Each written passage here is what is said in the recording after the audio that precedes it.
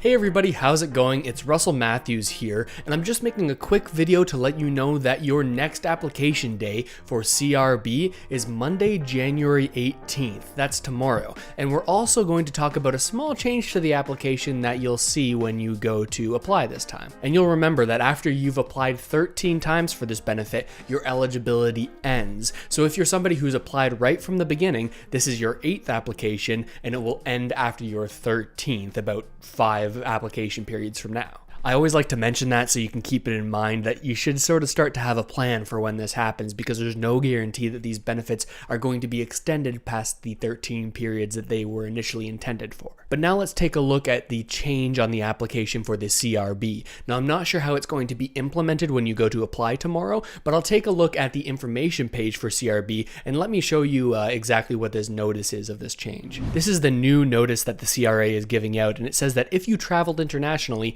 the government has announced proposed changes to the eligibility criteria that may deny individuals who traveled internationally from claiming the CRB. The changes would apply to eligibility periods starting on or after January 3rd, 2021, and that will be retroactive. The reason that we're seeing this here now is because recently we discovered that people were claiming benefits even after returning from non-essential travel. This is largely based around the Canada Recovery Sickness Benefit, and people who have maybe, say, taken a vacation to some tropical country and come back, they're not going to be able to receive this sickness benefit that would be otherwise given to them for their time that they need to quarantine once they get into the country. And it seems like this change may have spread now to the Canada Recovery Benefit as well. As of right now, the legislation or the laws that would need to pass in order to make this a reality hasn't been through the House of Commons yet. So it has not happened yet, but if it were to come in, it would be applied retroactively to January 3rd, which is why they're letting you know about it now.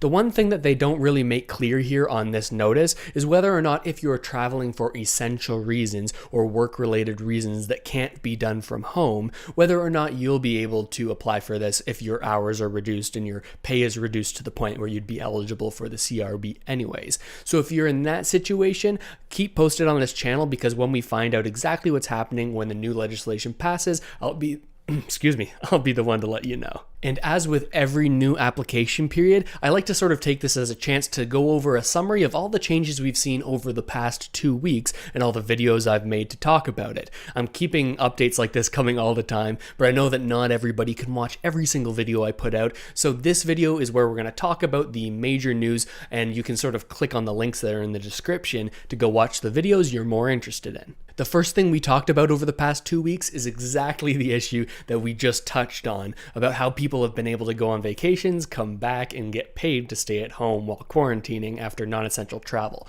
So if that's something you're interested in, you can check out that link. It'll be the first one there in the description. This video goes into more depth about the potential problems of closing this loophole, because if you close this ability to quarantine for 14 days for people who are coming into the country, then you're sort of incentivizing them to go out into public to work if they need to for their livelihood. Now, I'm not entirely sure how much validity there is to this statement, but we talk about it in more depth in that video. The next thing we talked about isn't entirely benefit related, so I'll just touch on it quickly. But if you don't already know, I'm a realtor who works in the Greater Toronto area, and I made a video talking about how we could see real estate prices drop in Canada over the next year. Now, there are sides to the story saying either it's going to go up or either it's going to go down, and there's lots of evidence on both sides. So this video sort of has a rational look at what reasons we might have to believe it's going down. Next, in this update video, we talked about a number of different things, and the first one was the fact that the Ontario Support for Learners benefit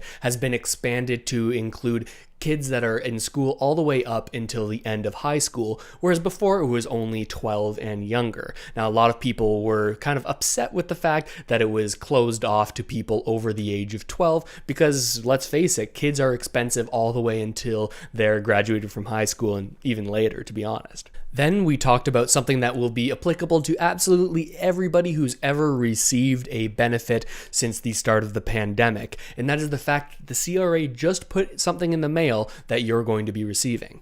and it's something called a T4A form. Now, likely when you receive this, you're going to be able to open this up and you're going to see what you received from the government in terms of benefits this year, and it will essentially be used for you to be able to pay the right amount on your taxes when this obviously complicated tax season comes up in April. So in this video, we go through exactly what this form is, what it looks like, and what you can expect when you end up opening up that envelope from the CRA, because of course a lot of people get stressed out when they see, oh, I've got mail from the CRA. It's not a huge deal for this time. Check out this video so you can know what's coming. Then we talked about the increasing amount of calls for an increased sort of sick pay to help us through this second wave of the pandemic. Now, some provinces are faring better than others when it comes to the virus, specifically Ontario and Quebec are having a challenging time, and that's making even more of an emphasis on this point that we need an expanded sort of sick benefit so that people are staying home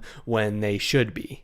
You might remember that the CRSB is supposed to be this universal sick pay so that sick workers don't go out into the community, but it only can be applied for once. So many people who have already applied for this, if they feel symptoms of a sickness, they're going to keep on going out and working, right? Because when you're faced with the decision of whether to put food on the table or follow health guidelines, you're probably going to feel like it's the most important thing to do, take care of your family. In this video, we talk about some politicians' response to that, how they're saying, hey, we don't want to double up benefits, not recognizing that the CRSB is something that can only be applied for once and might not be covering a lot of people in the gig economy. Then we talked about a new interview that was released just this past week, and it gives you a lot more detail on how the government is planning on handling the whole CRB Clawback situation that you might have already heard of. Information that has come out over the past month has made it obvious that the CRA was actually giving out false information to people for a time at the beginning when the CERB was first being established. When they realized they had made a mistake, they kind of just made these small changes on their website and didn't contact anyone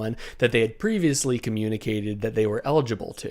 So as a result, we have potentially a whole bunch of people who were told they were eligible when they actually weren't, and then weren't contacted to let them know of this mistake. And as a result, they went and kept on applying for the benefits, and now they're being told, hey, you're going to have to pay back $14,000. Now, this interview specifically gets into how likely it is for this debt to be forgiven and whether or not you should focus on paying this off as quickly as possible or if there are other options for you. So if you want to know about the current updates when it comes to that, check out that video. Then in the most recent video, we talked about a few different things, one of which was the leader of the NDP in British Columbia and how he promised during the provincial election that he would bring this $1,000 recovery benefit to BC residents. But this process hasn't been the most smooth. We saw the website crashing and tons of people being forced to provide additional documents, and their applications have been delayed up to a month. There's a clip from a recent press conference that we take a look at and talk about how John Horgan responds to these problems. But also in this video, we talk about a new report that was just released that shows that some of the top CEOs from top businesses, not necessarily only in Canada, will be able to receive bonuses this year, even though they've applied for the Canada Emergency Wage Subsidy to support their business. Now, obviously, there are some ethical questions involved with this, and it's something that is hotly debated right now, whether or not these companies should be able to keep on getting the wage subsidy despite giving bonuses to their CEOs. And there's an article that actually talks about how some other companies, or rather some other countries, have sort of allowed people to be cut off from these benefits when their company is able to give bonuses to their CEOs, if that makes sense. We talk a lot more about it in that video, so if you're interested in it, take a look in the description. There's links for all of these videos down there so that you can get informed about whatever you're most interested in. And that covers everything we've talked about for the past 2 weeks. There's been a lot of information coming out, and I'd love to know what you think about it all. Let me know down in the comments. I love to read all my comments, and I reply to as many as I possibly can. So if you want me to take a look at it, make sure to drop a comment down there. And if you find this video or this channel in general helpful at all, I'd love for you to share this video with somebody who you know who could also benefit from it. It's the #1 way you can help to grow this channel and bring more content just like this. And with all of that said, thank you so much for watching, everybody. I really hope this video has helped you out at least a little bit, and I'll see you next time.